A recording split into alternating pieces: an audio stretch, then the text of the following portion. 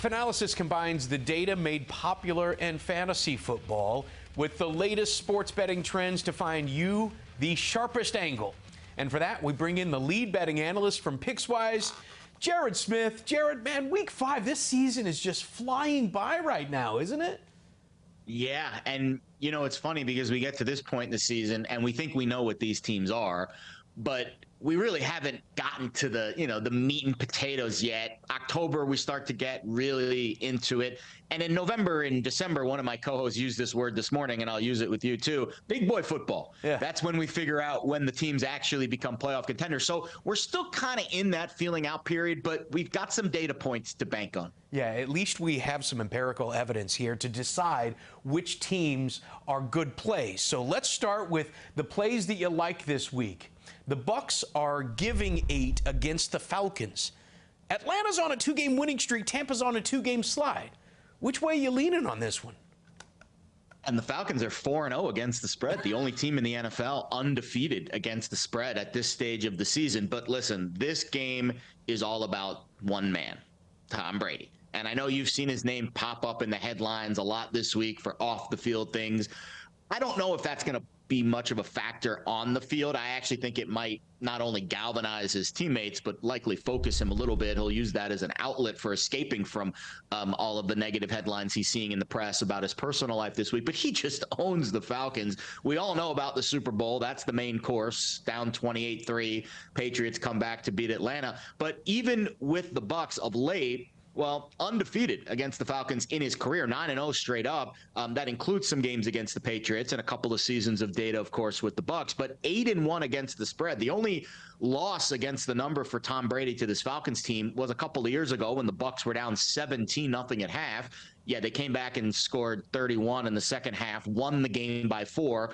Didn't cover the 6-point spread. So they have been right around the number and blowing past the number against this Falcons team. Now, the big question for me with Atlanta's offense, how do they operate without Cordero Patterson? That was big news. One of the big injuries that popped up earlier in the week on the IR, won't play this week. That means Tyler Algier, a rookie out of BYU, who played well against the Browns, 10 carries, 84 yards. He steps now into the lead back role. We'll see how he handles what has been historically a very good Bucs defense. But this year, 25th in rushing success rate. Nearly 47% of runs against this usually very stout Todd Bowles-led Bucs defensive front are being graded successful. My guess is that number will decrease. I don't think overnight the Bucs just woke up and now have a bad rushing defense.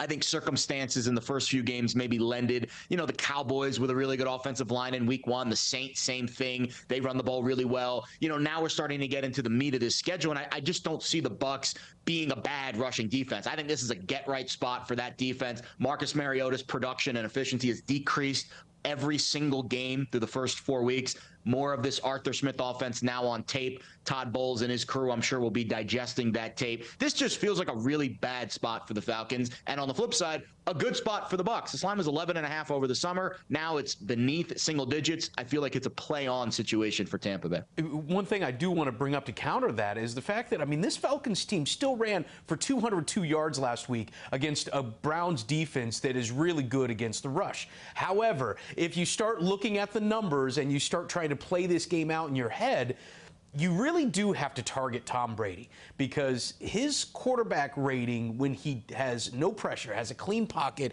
is actually 105.2 with a clean pocket, and the Falcons have the second worst pass rush grade in the entire NFL. See, these are the kind of metrics that help you choose the Cardinals last week. It's really about how defenses are playing against certain quarterbacks, and if they can get pressure on a quarterback, it changes things. And clearly here, the Falcons are a team that's just not able to get pressure. And Brady can eat up a team that when he has a clean pocket.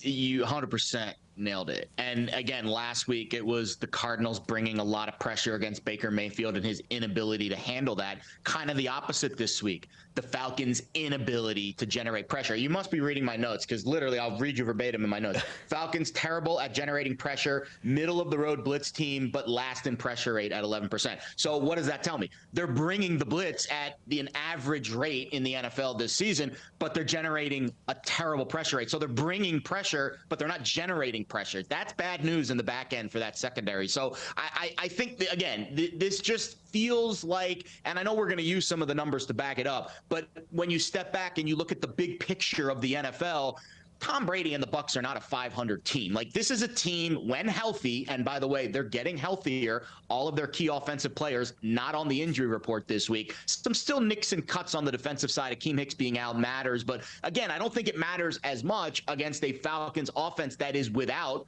their best weapon in Cordero Patterson. We'll see how Kyle Pitts is utilized. We've seen Drake London kind of in and out of efficiency through his first 4 weeks of his rookie campaign. But I agree, this all comes down to Tom Brady and the Falcons' inability to get pressure on Tom. And again, his overall efficiency is great. And then you throw in the fact that the pocket should be relatively clean and he's now healthier. You started to see some of the, the sprouts growing with that offense in garbage time, albeit last week against Chiefs, but they still put up a ton of yards in that game. I mean, he threw for 385 and 3 touchdowns. Again, I know it was a Chiefs defense in garbage time, but those are valuable reps for new receivers. Julio Jones, Russell Gage, Godwin working his way back from an injury. That is valuable, live game reps with Tom Brady that now they'll carry with them into this divisional matchup.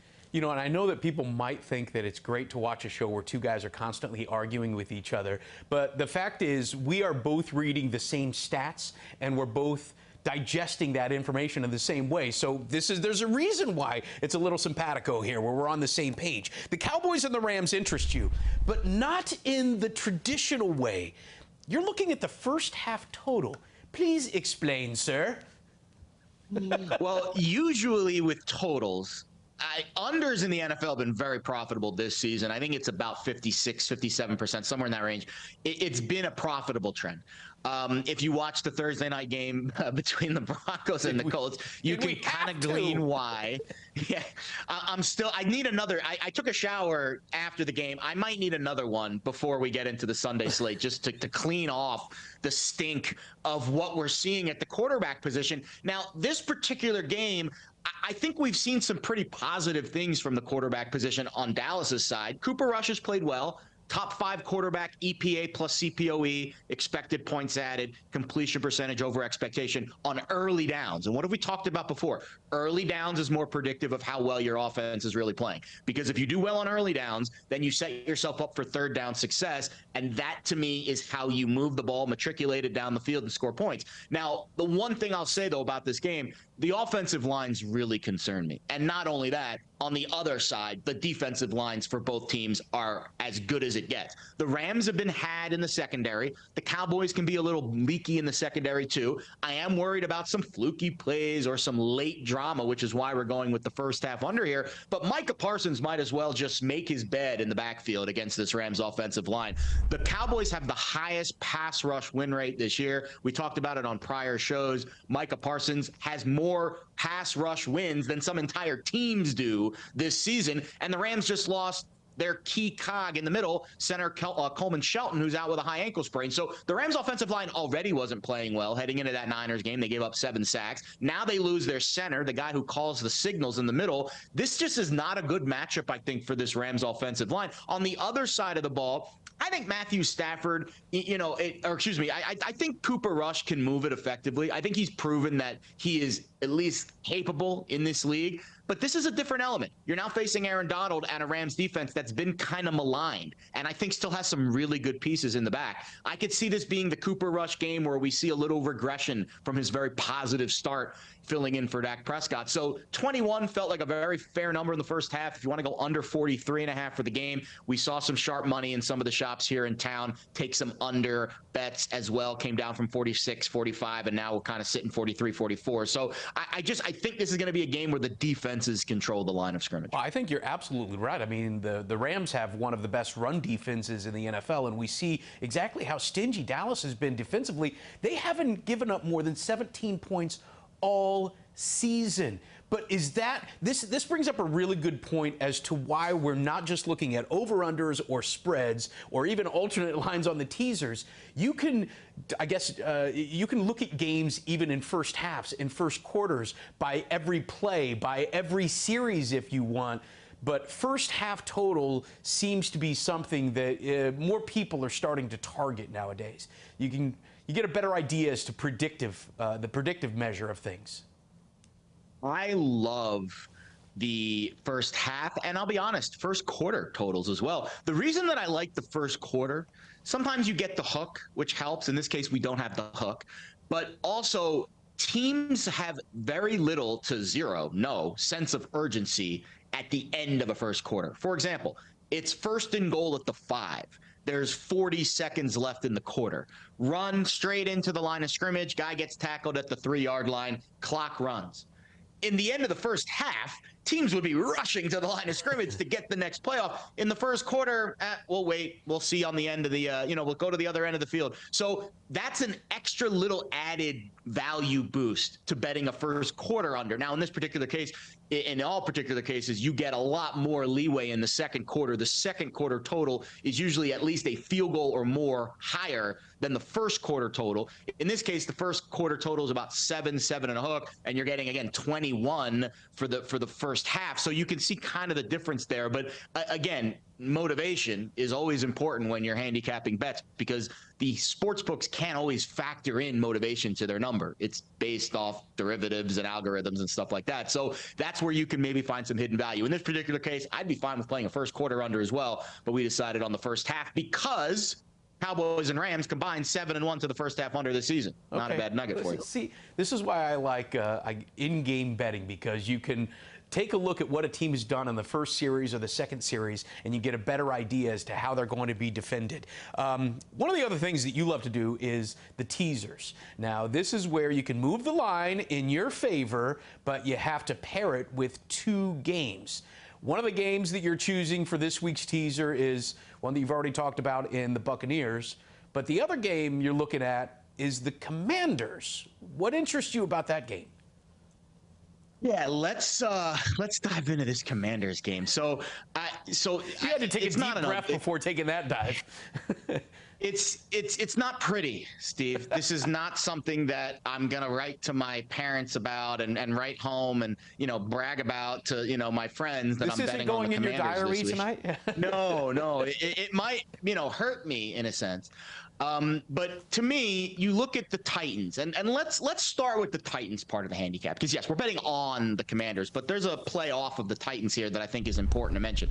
Mike Vrabel, I think he's maybe the best head coach in the AFC South, one of the more respected head coaches in the NFL, but very 2 different tracks for him throughout his career. As a favorite, not great. 15-21 against the spread with 1 push. That's about a 42% cover rate.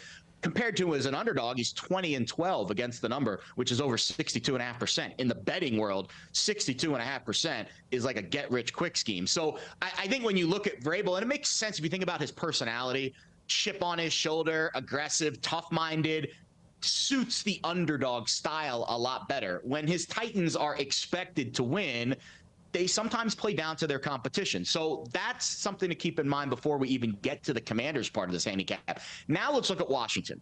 Well, there's not a ton to like there. The defensive numbers have been bad, but they're grading out okay against the run.